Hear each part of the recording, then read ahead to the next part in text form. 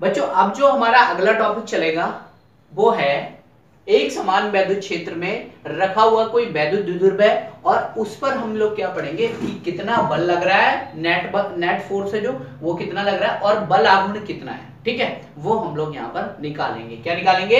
वैद्युत द्विध्रुव पर बल तथा बल आघूर्ण। ठीक है, तो सबसे पहले हम लोग बात करते हैं किस पे? नेट फोर्स पे, कि अगर कोई वैद्युत क्षेत्र है, एक समान वैद्युत क्षेत्र है, यहाँ पर देखिए एक समान वैद्युत क्षेत्र की बात करिए। ठीक है, तो यूनिफॉर्म इलेक्ट्रिक फील्ड है। ठीक है, यूनिफॉर्म इलेक्ट्रिक फील्ड है यानी एक समान वैद्युत क्षेत्र है, तो उसमें अगर कोई वैद्युत द्विध्रुव रखा है तो उस पर नेट फोर्स कितना काम करेगा उसको हम यहाँ पर निकालते हैं। ठीक है, तो सबसे पहले एक डायग्राम बना लेते हैं।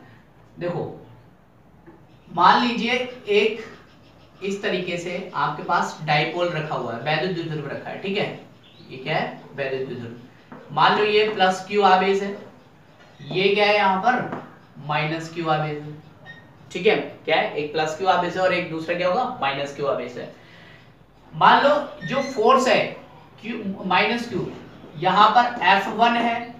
ठीक है, ये किसके बराबर होता है? क्यू ई के बराबर होता है ना, क्यू ई के बराबर। F बराबर क्या होता है? क्यू ई, है ना। तो F1 बराबर कितना? Q E. और यहां पर जो फोर्स है प्लस क्यू पर वो कितना है? F2। ये भी कितना होगा? क्यू ई होगा। ठीक है, F2 भी कितना होगा? क्यू ई होगा। अच्छा अब गौर से देखो, इसका जो फोर्स होगा वो इस डायरेक्शन में होगा, इसका जो फोर्स होगा वो किस डायरेक्शन में होगा? इस डायरेक्शन में होगा। अच्छा चूंकि ये वैद्युत द्विध्रुव है, वैद्युत द्विध्रुव है ना, डाइपोल है, तो इसके जो बीच की दूरी होगी वो कितनी होगी? 2L होगी। ये हम पहले पढ़ चुके हैं ना कि वैद्युत द्विध्रुव में एक आवेश से दूसरे आवेश के बीच की दूरी कितनी होती है? 2L होती है। ठीक है, तो ये चीज हम पहले ही पढ़ चुके हैं। अब देखो एक बात और लिखिए, क्या एक समान वैद्युत क्षेत्र में, तो एक समान वैद्युत क्षेत्र है, यूनिफॉर्म इलेक्ट्रिक फील्ड है, तो हम लोग क्या करेंगे यहाँ पर इसको वैद्युत क्षेत्र दिखा देते हैं यहाँ पर। ठीक है, एक समान वैद्युत क्षेत्र, मान लो ये एक समान वैद्युत क्षेत्र चल रहा है। ठीक है, ये क्या चल रहा है? एक समान वैद्युत क्षेत्र चल रहा है।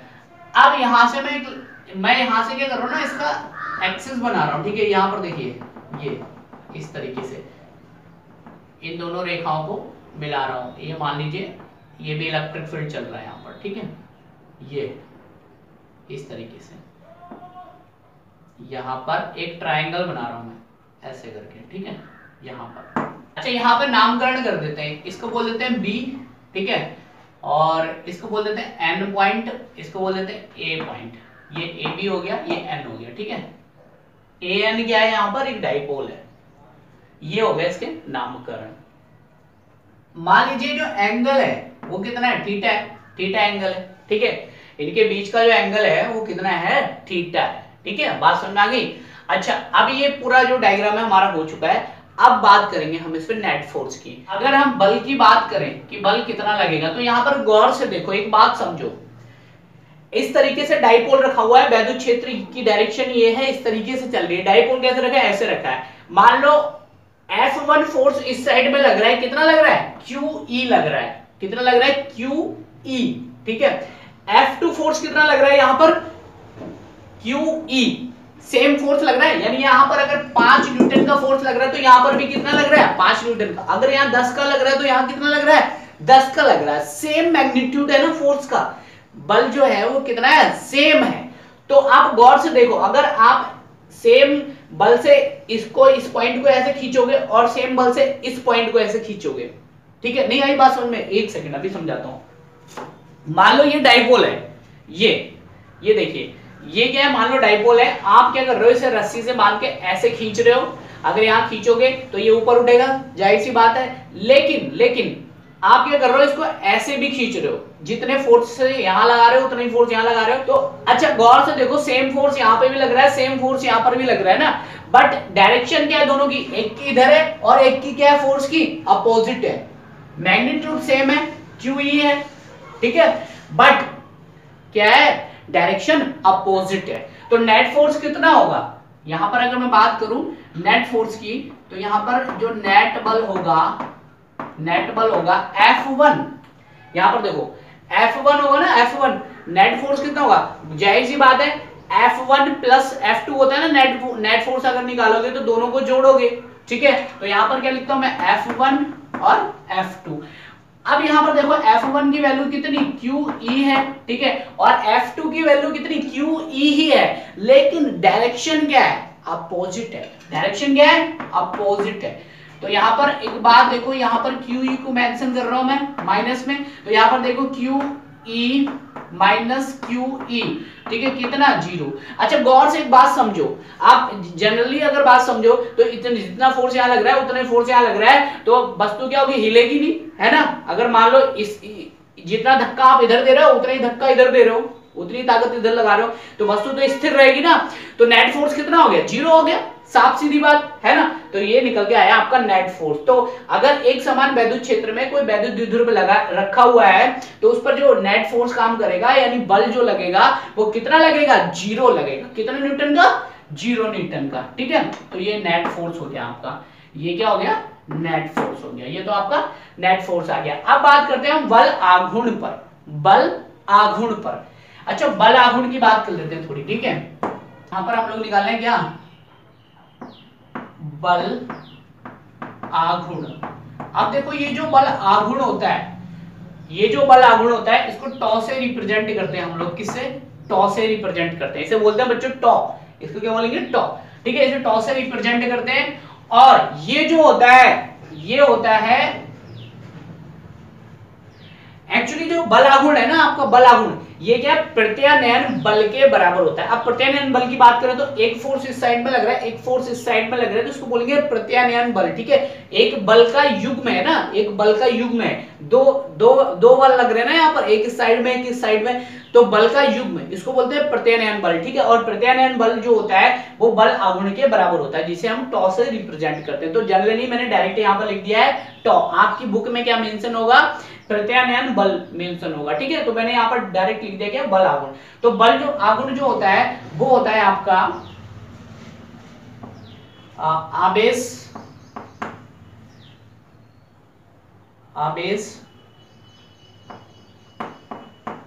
पर लगने वाला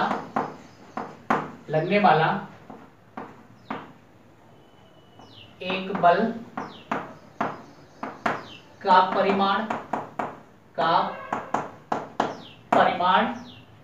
और इनटू किसके साथ, इन पर जो क्रिया रेखा है ना, क्रिया रेखा के बीच की दूरी, क्रिया रेखा के बीच की दूरी, ठीक है। तो इन दोनों जो ये आवेश है ना, इन दोनों के बीच की दूरी, लंबवत बीच की दूरी ऐसे लिख सकते हो, ठीक है। लंबवत बीच की दूरी लिख देता हूं मैं खाली यहां पर, ठीक है, लंबवत बीच की दूरी। अच्छा अब यहां पर देखो एक फैक्टर देखो, आवेश की अगर बात करें, आवेश पर लगने वाला वाला एक बल का परिमाण, ठीक है। तो कोई सा भी बल ले लो, चाहे F2 ले लो चाहे F1 ले लो, ठीक है। तो यहां पर F1 का परिमाण कितना है, QE है ना, तो यहां पर मैं क्या ले लेता हूं, QE, ठीक है, मल्टीप्लाई बाय किससे, लंबवत बीच की दूरी। तो यहां पर देखो लंबवत, ये बीच की दूरी है ना, लंबवत ये वाली है ना, लंब डालना ना, ये तो लंबवत बीच की दूरी कितनी होगी, दोनों आवेशों की, ठीक है। तो ये होगी ना BN, तो यहां पर मैं लिख देता हूं BN, ये हो गई, ठीक है। अब हमें क्या चाहिए होगी, BN की वैल्यू चाहिए होगी, जिसकी बात मैं कर रहा था उस टाइम पे कि हम लोग क्या करेंगे, लाल बटे कक्का से या फिर पाइथागोरस प्रमेय से निकालेंगे, ठीक है। तो यहाँ पर ये जनरली क्या है, कर्ण है, कर्ण को मैं K से लिखता हूं, ठीक है। कर्ण कितना है, 2L है, ठीक है।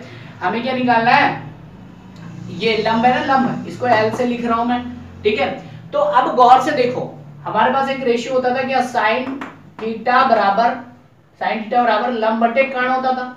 अब मुझे निकालना क्या, लंब निकालना, तो लंब बराबर क्या हो जाएगा, K इंटू साइन थीटा, और K की वैल्यू कितनी, 2L, तो ये कितना हो गया, 2L साइन थीटा, कितना हो गया, 2L साइन थीटा। तो L की वैल्यू कितनी आ गई, 2L साइन थीटा। तो मैं यहां पर लिख सकता हूं ना, इसको ऐसे मेंशन कर सकता हूं, 2L साइन थीटा। बात समझ में आ गई। तो ये क्या हो गया, 2L साइन थीटा, ठीक है। और इसको जनरली आप ऐसे भी समझ सकते हो कि लंबवत है ना, तो लंबवत घटक, और आपने पढ़ा होगा ना, लंबवत घटक पढ़े हैं ना, लंबवत घटक को किससे रिप्रेजेंट करते हैं, साइन थीटा से रिप्रेजेंट करते हैं, ठीक है। लंबवत घटक में किस क्या लेते हैं, साइन थीटा लेते हैं। चलो फिलहाल तो आपको क्या पढ़ना है, ऐसे आप पाइथागोरस थ्योरम में से या फिर ट्रिग्नोमेट्री के रेशियो से आप निकाल सकते हो, ठीक है। तो हमने कितनी वैल्यू निकाली यहाँ पर bn की 12 sin थीटा, तो यहाँ पर मैं लिख देता हूँ QE into 2L sin theta. अब यहाँ पर देखो Q और 2L को मैं एक साथ लिख रहा हूं, तो Q इंटू 2L लिख सकता हूं यहां पर, है ना, और E को मैं अलग लिख रहा हूं और sin थीटा को उसके साथ लिख रहा हूं, ठीक है। तो यहां पर देखो Q इंटू 2L जो बराबर होता है किसके, P के, याद करो P के बराबर होता है। P बराबर क्या होता है, यहां पर देखो P बराबर क्या होता है, P बराबर क्या होता है, Q इंटू 2L होता है ना, ये हमने पढ़ा था पहले पढ़ा था ना लास्ट वीडियोस में।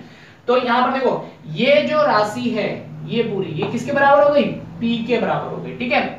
तो यहां पर टॉ की जो वैल्यू निकल के आ रही है वो कितनी आ रही है, यहां देखो P और ये वाला कितना है, E है, और ये कितना है, साइन थीटा है, ठीक है। तो क्या बना हमारा बल आघूर्ण, कितना बना, बल आघूर्ण टॉ बराबर P साइन थीटा। तो इसका डेरिवेशन आपको इस तरीके से करना है, ठीक है, सिंपल ही करना है आपको, कोई ज्यादा लेंथी नहीं करना है, ज्यादा चक्कर में नहीं पड़ना है।